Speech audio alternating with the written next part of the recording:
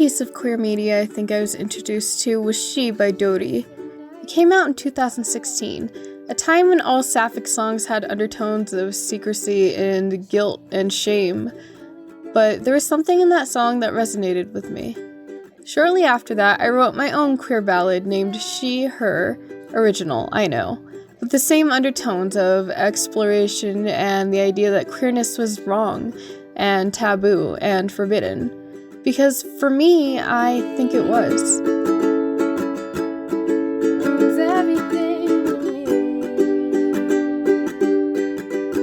Self-acceptance is something that's really hard.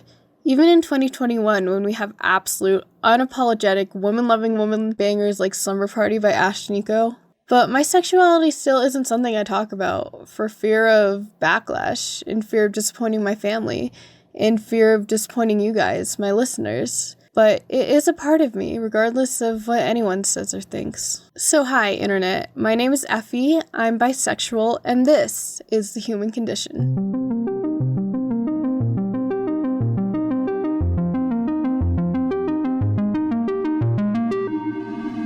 Last week we talked to Aria and really delved into her journey as a trans woman so far. There were a lot of parts of her story that resonated with me, and a lot of parts that didn't, of course. But the experience of anyone in the LGBTQ plus community seems to be one of immense joy and immense challenge. Even the concept of coming out, of having to explain to people that you're not normal, or that you don't fit the status quo, is rooted in bigotry. Because there's no such thing as a perfectly normal person. And if there were, who you love or who you are wouldn't make you not normal. Or, at the very least, it shouldn't. You want to tell us about, the day that you came out? No, I don't think I will, actually. Goodbye. Well, Susan's gonna be real sad. All right, you've convinced me. Okay. Susan is Aria's dog. Although I think Ellen was with her instead. Sorry, Ellen. I just said Susan on the mind because I was thinking about how she, brings people turtles. I've come around. I've done a full 180. See? It's a miracle. This podcast is a miracle. Okay. All jokes aside, what was it like coming out? Well, there was definitely a lot of nerve. You know what it's, of course, there's you'd expect, even if you're fully confident in the people you're coming out to, there's still that underlying uncomfortable nervousness, oh no, what if they hate me now? Oh, but it was really good. It's one of the best days. Everyone was so incredibly supportive. Of course, I still haven't been able to come out fully, only on certain social medias and only on certain spots in my public life, but it's where I've come out to all of my friends. So basically everyone but my family knows. Aside from my sisters, they're with me all the way. They support me. But yeah, it was a good day. So many people, even people I haven't heard from in a while, just stepped forward to be hey, we support you, we love you. Just keep on rocking. We're with you 100%, and that made me feel really good. It was nice knowing that I had, surrounded myself with really good people. Yeah, it's nice to know you have, actual friends that actually care about you, Oh, yeah, I'd kick their ass if they didn't. So my coming out story is actually really boring because I came out when I was 17 at a Warped Tour.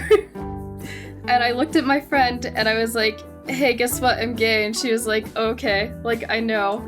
But it's also, weird because I was dating a guy at that time, and he was, really fucking upset about it. Oh. Because, he just thought that, I would cheat on him, or it meant that I was, attracted to everybody.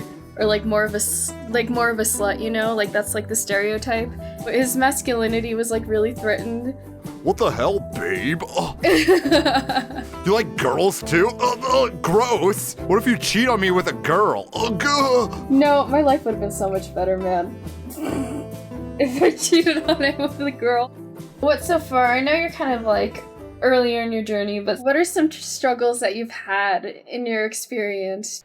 Due to the fact that I still live at home, I haven't really gotten a lot of opportunities to go out in public, more feminine presenting. So I haven't luckily, the few times I have gone out, I haven't encountered any troubles or issues. Nobody stopped me in the street. I might have gotten some looks, but nothing I noticed because I didn't wear my glasses. So I was effectively walking around blind. Yeah, you're blocking out all the haters. Exactly. If I can't see you glaring at me, then you don't exist. So I'd say I've been fairly lucky with the coming out, and just like the only like 2 or 3 times I've been out, like in like full girl form, my final form. Yeah, I've gotten pretty lucky. I haven't encountered any real fucking assholes yet. My main struggles right now, honestly, just the dysphoria I get from my body hair, because I have I'm like a very hairy person, so I'm currently working on getting, laser hair removal. But, it takes time, and I only get 1 session, a month. It's just hard to look at myself every day. I shave, and then the next day it already looks fucking stubbly as hell. And then I feel bad, and I look down at myself. I'm like, it's like, I don't look cute at all. A big struggle for me is, like doctor shit and getting around, without help from my family, aside from my sisters have been big for that. One of the things I thought was going to be harder was getting on hormones. But I got really lucky, and I found a good service that was able to help me get my hormones, like, next day after the meeting. I was very happy about that. I thought it was going to be much longer before I could start that, but here I am. I'm about, 2 months in. For me, there's definitely been a few, because when you're like a woman dating other women, either it gets fetishized and people are like, ooh, that's hot, and that's just really annoying, or people don't validate it, when a waitress is seating you at a table and they're like, oh, are you guys friends? Obviously we came in here together holding hands, and you're asking us if we're best friends. That's just a little bit tiptoeing the line of homophobic, How about this stranger, perfect stranger? Don't inquire on my relationships. Or people would be like, oh, I wish I had a close friend like you guys are, and it's okay. People will just say things implying that it's not an actual relationship. What have been the highlights of your experience so far? I like calling anything that inconveniences me in the slightest transphobic. My sister punches me. I'm like, hey, you can't fucking do that. That's transphobic. That's a hate crime, ma'am. Oh, the best parts, absolutely, the freedom. Hearing everybody call me by my name, Aria, and using she, her, when they talk to me. Just the love from my friends. That's really been the highlight, and just the euphoria I get from when I went and got my hair trimmed recently, and it came out and they straightened it, and it was so that picture I have is my favorite picture of me currently, my social pictures. That day was also the first day I went out while presenting as a woman. It's nice to be yourself. The best part is definitely being attracted to women, because if I only had to be attracted to men, I would be really sad about it. Yeah, girls are just really cool. That's it. Yeah, so my options are a little bit broader than Bradley in the corner chugging a keg, and that is just such a blessing. What are the next steps in your personal journey, as a trans woman, and what are you hoping to do in the future? For my personal future, I'm hoping for big old tits. Can I say that on this show?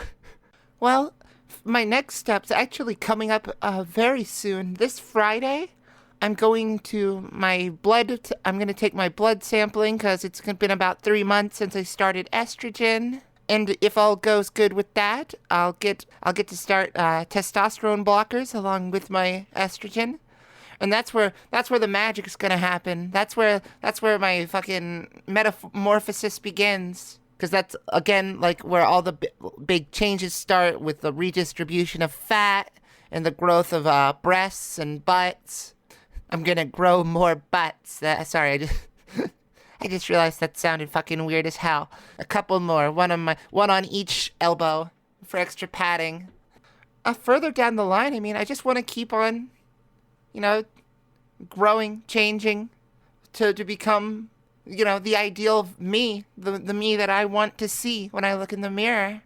So I think there's a lot to look forward to in general. I've been, like, out for a while. My sexuality is, like, really something I still struggle with, because, like, some days I wake up and I think I'm a lesbian, and then other days I wake up and I'm like, no, I'm bi. So it's, like, still a struggle, but that's probably gonna be every day for the rest of my life. I mean, I am in, like, a committed, like, straight relationship right now, which can be frustrating because I definitely like women more, and being in a straight relationship has been a little bit different because I hadn't been in a straight relationship for like years before this one. What do you hope for personally for like the LGBT plus community? I guess my big hopes are that they just continue to show me the kindness that they have been showing me. It's been, again, super validating with the way other people have been treating me so kindly and accepting me. I'm not too active within, I'm bad at social media. Let me just say that. So it's like I interact with my friends a lot, become more active in the D&D community. I'm part of 2 trans Reddits, though. One is for voice practice, like people practicing their voices. They give useful tips that I'm still working on, actually using them properly, but that's a process. And I get to reach out and compliment other people's voices, and if I have any advice, which I occasionally do, but not that often because I'm still very new, I get to, help someone else out, and that feels great.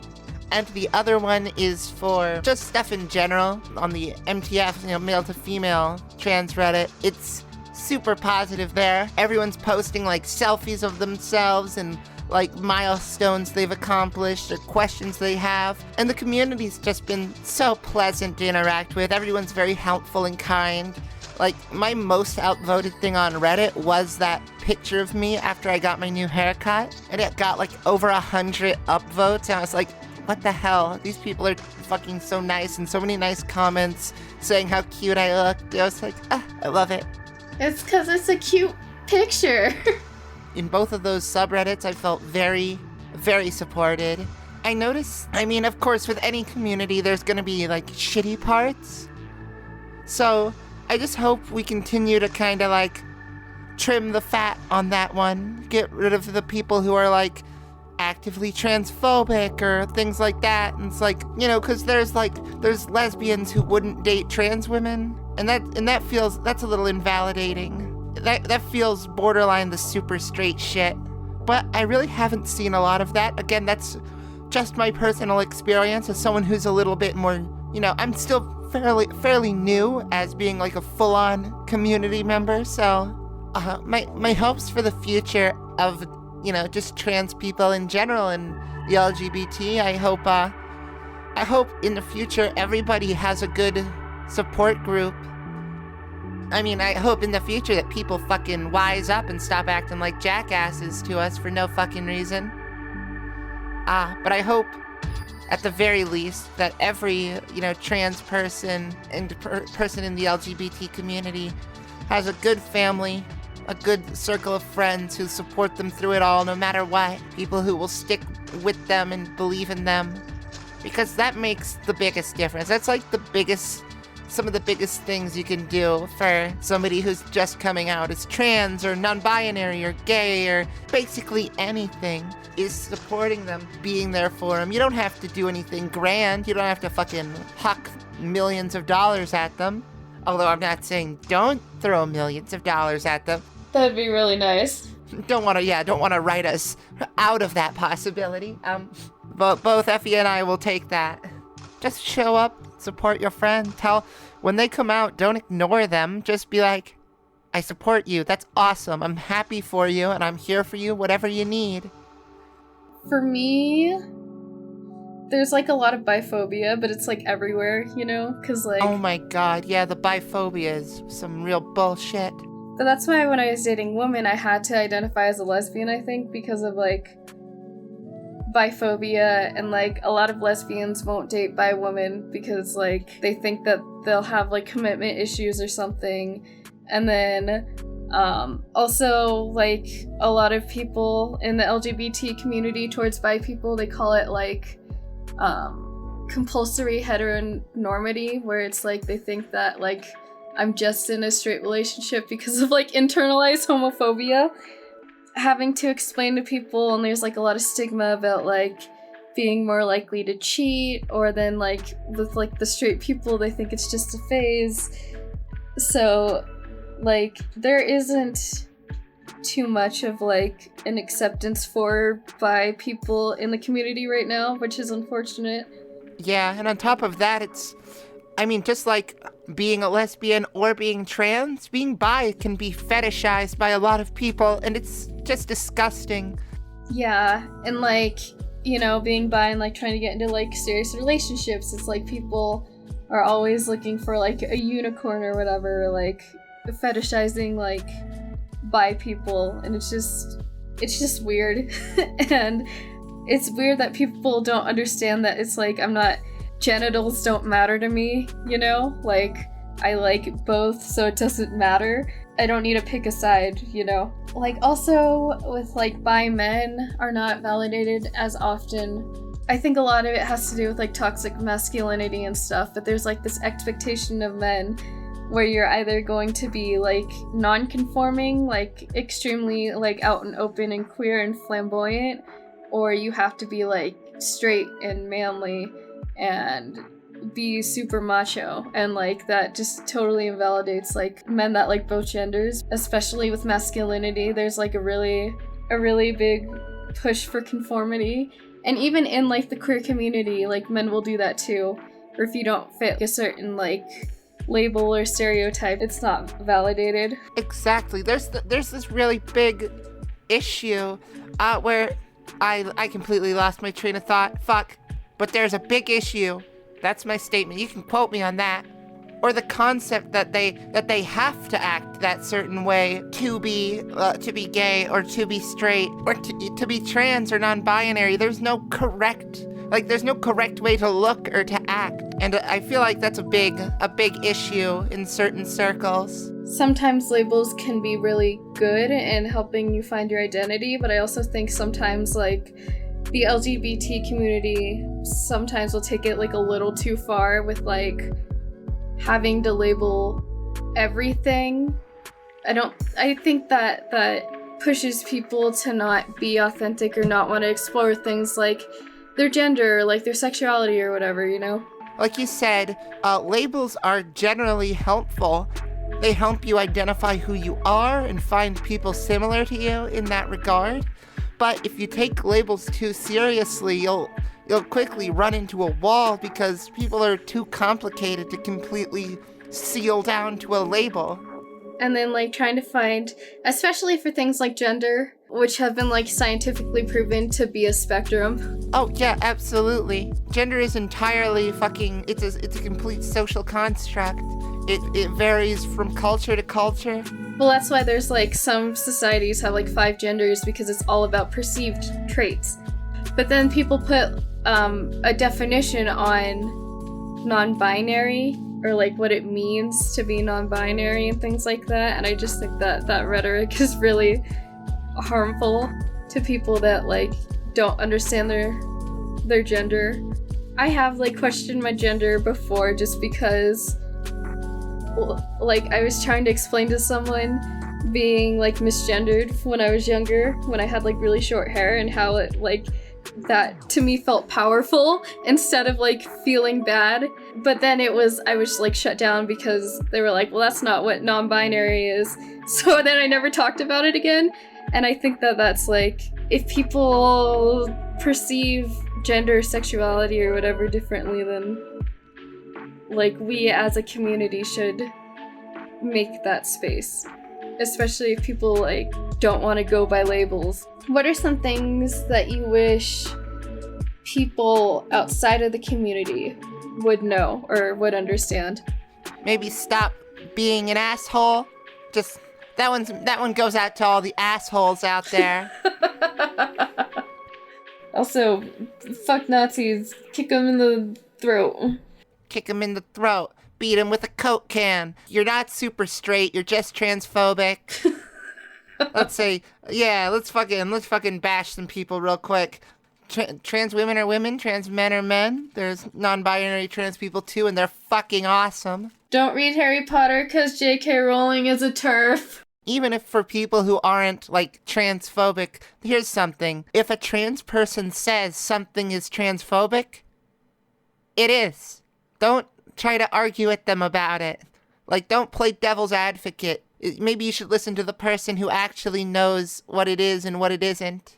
I think that's, like, something that a lot of people that aren't part of marginalized groups wouldn't understand. People are very passive-aggressive, or there's that thing where you can just tell that you're unwelcome there, you know? That's been a rhetoric that I've heard a lot, too, because I'm brown and Asian, and so, like, when I walk in a room, people can tell that I'm brown and Asian, and they look at me differently, or, like, the air shifts, and then people will tell me that that's not racist. Like, what are you talking about, man?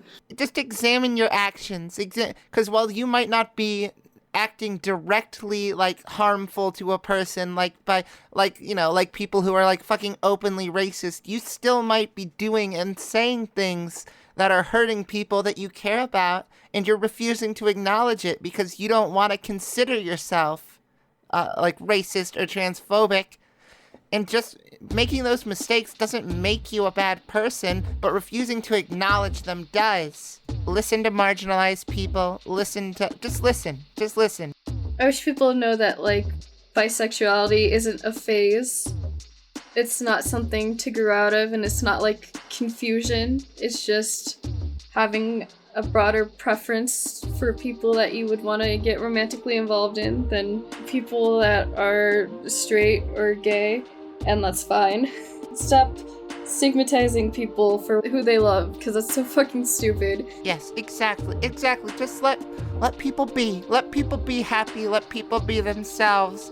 As long as they're not hurting anyone else, it's none of your business. I don't understand why people just viscerally hate us for being ourselves. It makes no sense, and it's like, neither you or I have done anything to warrant the homophobia or transphobia or biphobia or whatever that we have to experience. It really sucks knowing that there is just a lot of people out there that, like, hate me because of my sexuality. And I am a person, and, like, Arya is a person just like anyone else, so maybe don't do that.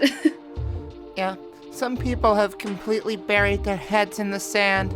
They're so dedicated to not allowing change to enter their lives that they refuse to learn or to grow, to even admit the concept of them being wrong is possible. You know, world's changing. You're gonna die one day just like everyone else. And when you're gone, people are just gonna say, one less bigot in the world. I also wish people knew that, like, things like transgenderism or, like, queerness are not new concepts. They're just repressed concepts. Oh my god, yeah. That are now just resurfacing because it's safe for us to be ourselves. Oh yeah, there's tons of historical context for all of the above. It's amazing if you actually do some digging what you can find. We're not hopping on a bandwagon, or it's not a trend. It's just part of our identity, and that should be fine. This is way too much work for me to do if it was just a trend. Like, you think that I would want to be invalidated in public with my girlfriends for a trend? Like, obviously not. It's more than that. I jab myself with a needle every single week. I hate shots. It's like, I'm not gonna do that unless I'm intent. People aren't, like, getting kicked out of their homes or being hate crimed because of a trend or because of a bandwagon. That's just not how it is. And it's not like people, like, appreciate you more if you're queer or if you're trans or anything either, because there's a lot of adversity. So just let people be who they are. Sums up the message of this episode in 2 seconds. I think we can just cut the rest then, right? There you go, we just got that. Welcome to the human condition. Let people be who they are. Thanks for watching. Don't be mean about it. Also, pet snails are cool. Okay, see you next week. Pet snails are cool. If you're mean to me or I'm gonna fucking spin kick you. That's right. Full on spin kick. I don't want that. And you certainly don't want that. Like Rock Lee. If you could give advice to anyone that is struggling with their gender or dysphoria, what would you say? I'd say don't hesitate. Look at that. Remember the joy. Anytime you get gender euphoria, chase all those good feelings. If something feels right, then that's how it is. If you're ever feeling doubtful, like I said, just remember those real euphoric moments you've gotten. If you've ever felt overjoyed at the idea of somebody calling you by a different gender, then, that probably means that you're not lying to yourself. Remember those genuine moments of happiness you get when you're being yourself, and everything else will fall right into place. And if it doesn't, you'll just have to yank it into place. Don't forget to spin kick anybody who steps to you. That's a pretty big one. Get a bowl cut. Maybe wear a sick green jumpsuit. They gotta take it word for word, though, or it's not gonna work. This is gonna be a good advice episode. I think for me, I would say, if you say that you like to look at women because you appreciate their beauty or whatever, no, you're not. You're looking at them because they're hot. It's just the truth. Also, if you have to Google at like 3 a.m., am I gay? Then you probably are. Also, if you have a folder of women saved on your phone, this is just personal experience, by the way, then that probably means you're gay. I'm sorry, wait, so you have a folder of women on your phone? Okay, no, but I did when I was just, like, really confused about it. I just had a folder of, like, really, like, attractive women saved on my phone, and then I still said to myself, I'm not gay, I appreciate their beauty, so... I just needed to save these pictures to a folder. Yeah, to really appreciate their beauty. So I could look at them all day, every day. I'll just set this one as my background to remind me of how I want to be like that. You probably already know. And you're probably in denial. If you care enough to take a whole quiz that will tell you if you're gay or not, you're gay. You're gay. You think straight people take BuzzFeed quizzes? Yeah, that's my advice. Don't do any of the things that I did. I probably should have seen that one coming, but I didn't. So, I'm here to teach you. And that is my advice. Do you have anything to say to people that are listening that, to anyone that disagrees with, like, trans identity or that might not still understand walking away from this podcast? Because there's probably going to be a few people. Do you have any words to say to them? Go fucking sit on an egg, loser. They'll try to use science against trans identities when science already fucking supports trans existence. It doesn't fucking matter.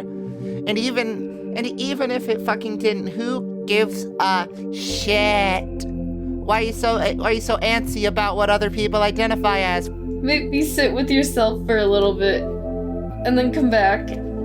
That might do you some good. Oh yeah, I was like a Bible thumper in early high school, hyper religious, very, very much believed that being gay was a sin. I'm a lesbian. Oops. I was just like, whoops. Oh well. Turns out that was hyper repressed, huh? It's just like evaluate yourself. Don't let yourself fall into toxic mindsets.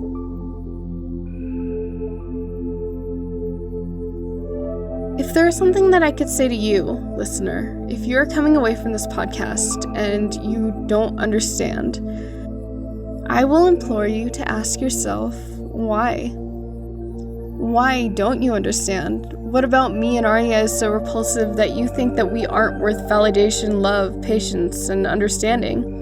Why does this one trait mean that our value is nothing and we don't deserve the unconditional love, or at least tolerance, that you would give any other stranger on the street or neighbor in your town? The truth is, I'm scared. I'm scared to post this episode. I'm scared my mom will listen to it. I'm scared of homophobic comments, and I'm scared that Arya will get transphobic comments. I'm scared that after I said the words, I'm bisexual, to some people, I will suddenly become lesser. Regardless of the witticisms and mid-level audio production that got you here. As much as the concept of having to come out really annoys me, we still live in a society where it's necessary and where it isn't always safe. The act of one person outing another person is an act so scary it can literally devastate lives and tear families apart. The reality is, those that are LGBTQ+ still aren't seen as equals. Not in the eyes of so many people we know, and more terrifyingly, in the eyes of the people that we don't. Honestly, I don't know what will happen when I post this episode. I'm thinking that most of you do understand, and not only that, but a lot of you are also probably in the same boat. But to the wrong person, I could just turn into another slur. I am coming out to you today, officially, and not because it makes a cool story, and not because I wanted to jump on the queer bandwagon while anything with the title coming out will smash headlines, but because I have to come out. If not today, then sometime. Because regardless of whether I came out 5 years ago or 5 years from now, we still would live in a world where I would have to come out. And every time, it's daunting. Every time, I don't know who will piss off. My true hope, I think, for the LGBTQ community is that someday we won't have to come out. I hope someday who we are is deemed normal enough that you don't need to make a formal announcement about it. I hope someday people aren't assaulted just for being gay or being trans. I hope someday terms like compulsory heteronormativity and just a phase won't exist. And not just because I can't say compulsory heteronormativity. But for now, we don't live in that world. So, today, I came out.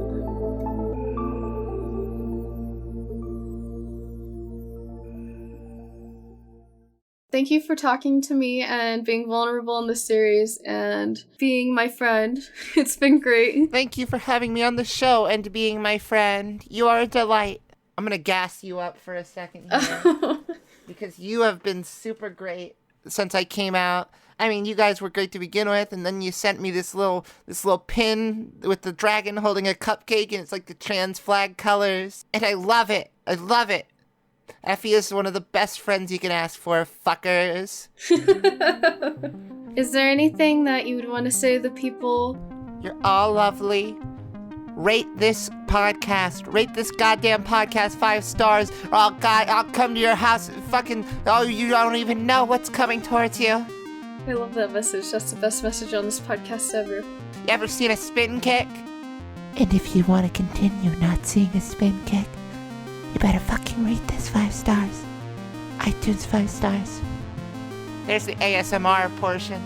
Yeah, there we go. We got it all covered. We got the comedy and the advice and the banter, and now we got the ASMR threats.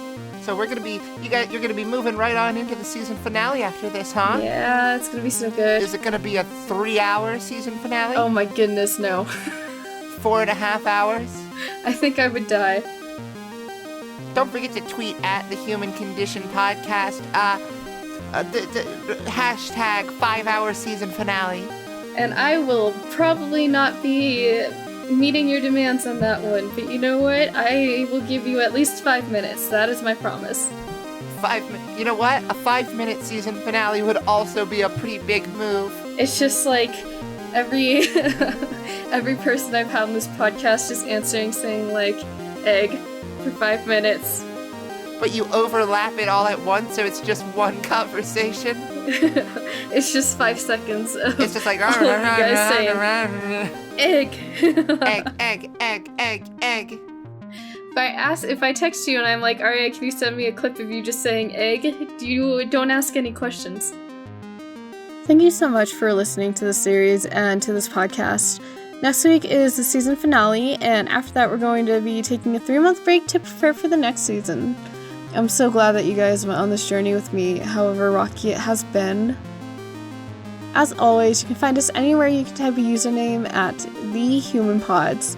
That's just a little @ thing and then the words TheHumanPods.